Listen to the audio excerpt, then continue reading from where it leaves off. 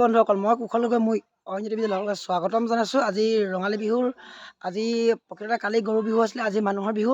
তো আমি তাকে এফালে কালি খুৰীয়ে মোক এটা চাৰ্ট দিলে, চাৰ্টটো কেনেকুৱা লাগিছে মোক কমেণ্ট এটা কৰি জনাই দিব। তো আজি আমি যাম বুলি ভাবিছোঁ ৰংঘৰ বাকৰি, আৰু এইফালে আঁতৰি আহিছে, আঁতৰি বাইক লৈ আহিছে। চ' আমি বাইকতে যাম আৰু ৰংঘৰ বাকৰিত যোৱাৰ পাছত গম পাই কিমান ধুনীয়াকৈ উদযাপন কৰে, তালৈ আমি যাম বুলি ভাবিছোঁ। তো আমি কি পাৰোঁ দেখুৱাই যাব লাগিব। এতিয়া ব'লক আৰু দেৰি নকৰি বিহুটো আৰম্ভ কৰোঁ। ঘৰৰ পৰা ওলাই আহোঁতে এইফালে ভাইটিকেইটা বিহু গাই আছে ৰাস্তাতে, এইফালে আঁতৰি আহোঁতে আগতে আগবাঢ়ি ৰখালে আৰু সকলোৱে বিহু শুভেচ্ছা থাকিলে ভালকৈ বিহু গাবা, হেপী বিহু।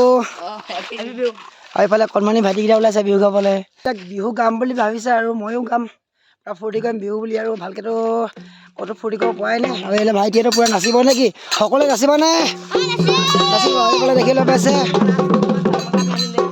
এতিয়া গান এটা গোৱা তোমালোকে। কোনে গান গাব? কোনে এতিয়া কি কনকে জানে? তুমি নাজানা নেকি?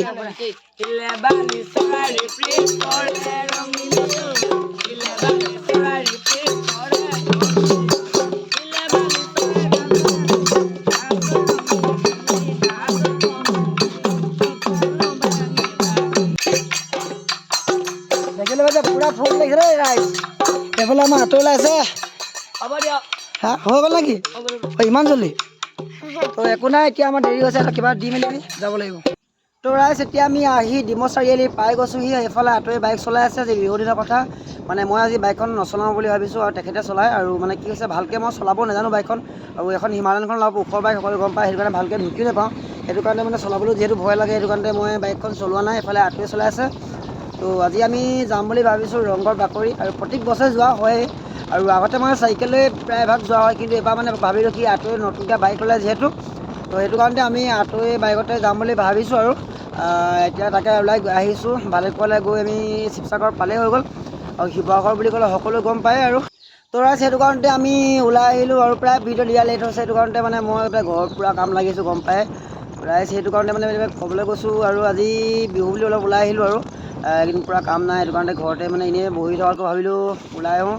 আৰু বিহুটো প্ৰত্যেক বছৰে দেখিছে আমি ৰংঘৰ আহোঁৱে, আৰু ৰংঘৰ বাকৰিটো বহাগ বিহু মাঘৰ বিহু এনেকৈ উদযাপন কৰে। আৰু এইফালে জেগাবিলাক শিৱসাগৰ জেগাটো গম পায় কিমানে ধুনীয়া। তো সেইটো কাৰণতে বহুত দূৰৰ পৰা মানুহ আহে শিৱসাগৰ। আপোনালোকে যদি অহা নাই তো আহিব পাৰে।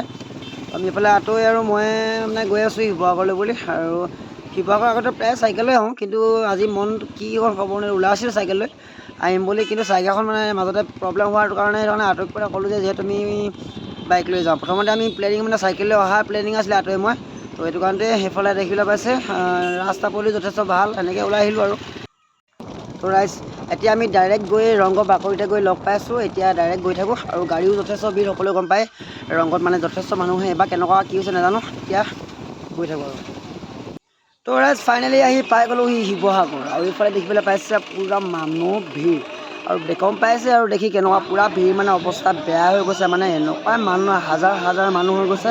তো ৰাইজ আহোঁতে প্ৰায় শিৱসাগৰ আপোনাৰ শিৱসাগৰ টাউনৰ পৰা প্ৰায় 1 ঘণ্টামানেই লাগি গৈছে। ইমানেই মানুহ, গাড়ী ভয়ানক গাড়ী, আৰু শিৱৰাত্ৰিটো সিমান চাগে মানুহ নহয়।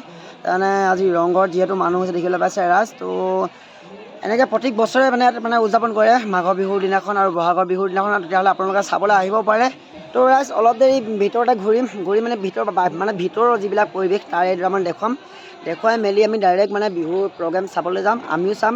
তো আপোনালোকেও দেখুৱাই যাব লাগিব, প্ৰায় চাই যাওক।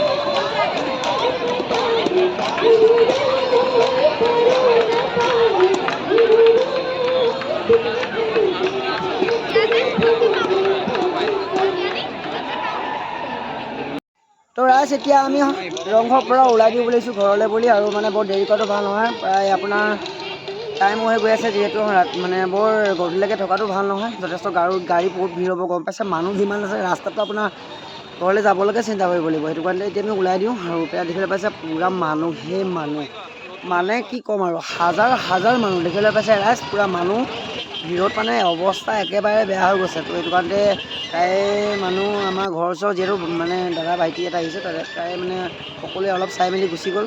তো এতিয়া আমিও ইয়াৰ পৰা যাম বুলি ভাবিছোঁ ঘৰলৈ, তো তাকে গৈ থাকোঁ আৰু। তো ৰাইজ যেনে তেনে মানে এনেকুৱা ভিৰ আছিলে, একদম কোনো পধ্যে মানে ওলাই আহিলোঁ আৰু মানে ভিৰত ন দেখি মানে পূৰা মাথা চাথা ঘূৰাই গ'ল কি ক'ম, আপোনালোকে নিজে দেখিলে মানে ইমানেই ভিৰ ন। তো এতিয়া আমি ডিমলে গৈ আমি বিকিহঁতৰ ঘৰতে ৰখিমগৈ বুলি ভাবিছোঁ, বিকি মোৰ লগৰে হয়, সিহঁতৰ বিহু খাবলৈ মাতি আছে। তো এতিয়া আমি ডাইৰেক্ট গৈ বিকিহঁতৰ ঘৰতে গৈ লগ পাইছোঁ, চাই যাওক আৰু। এতিয়া আহি আমি ডিমৌ পাই গৈছিলোঁ আৰু এইফালে ফ্ৰেছ হৈ গ'লোঁ, মানে এতিয়া বিকিহঁতৰ ঘৰ ৰুমত আহি গ'লোঁ, আৰু এইফালে আঁতৰি বহি আছে। কোৱাচোন মানুহ কেনেকুৱা লাগিলে ভিৰত? একদম অৱস্থা বেয়া হৈ গ'ল প্ৰায় শিৱসাগৰত মানে ইমানেই মানুহ ভিৰ নহয়, মানে ক'বলৈ একো বাকী নাই আৰু। প্ৰায় ৰংঘৰত মানে আপোনালোকে ভিডিঅ'টো দেখি গম পাইছে মানে কিমান মানুহ হ'ল। আৰু এতিয়া আমি বিকিহঁতৰ ঘৰত আহিলোঁ, আৰু এইফালে বিকি ঘৰত বিহু খাম বুলি আহিলোঁ, এইফালে পূৰা চাহ তেলপিঠা কিবাকিবি ওলাইছে আৰু নেকি। আইতাকো কিছুমান কথা সুধিব লাগিব। তো আইতাৰ বয়স সুধিলেও মানে 80 বছৰ ওপৰত হ'ল, তো তেওঁ ভালকৈ ইমানখিনি নাজানে মানে কিমানটো বয়স হ'ল, মানে কোৱা মতে আৰু 80 বছৰ ওপৰত হ'ল বুলি কৈছে। তো ৰাইজ বিকিহঁতৰ ঘৰত আমি এতিয়া চাহ খালোঁ, চাহ খাই মেলি এতিয়া ওলাই আহিলোঁ, দেৰিও গৈছে আৰু যিহেতু ঘৰত সোনকালে পাবগৈ লাগে, এতিয়া ডাইৰেক্ট আৰু ঘৰলৈ বুলি গৈ থাকোঁ আৰু। এতিয়া ঘৰত পালোহি আৰু বহুত ভাগৰ লাগিছে, সেইটো কাৰণে ভিডিঅ'টো বহুত দীঘলীয়াও নকৰিলোঁ।